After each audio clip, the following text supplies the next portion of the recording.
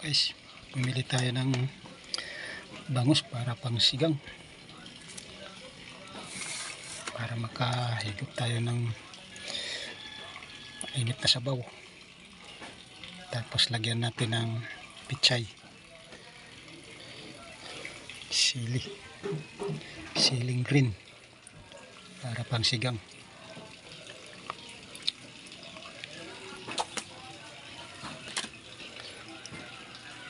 Mahal na ngayon guys ang kilo ng bangus, 280 ang kilo ngayon dito sa amin.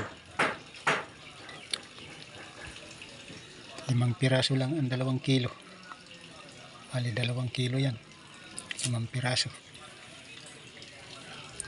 Sobrang mahal na ngayon ang isda, lahat na nagtaasan.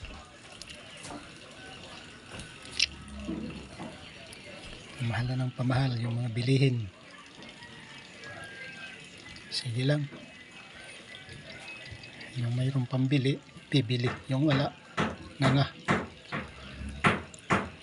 hindi muna mag-uulam. Kawawa naman yung mga may hirap. Talagang patas ng patas yung mga bilihin lahat. Yung pichay, isang tali 20 yan, 20 pesos isang tali.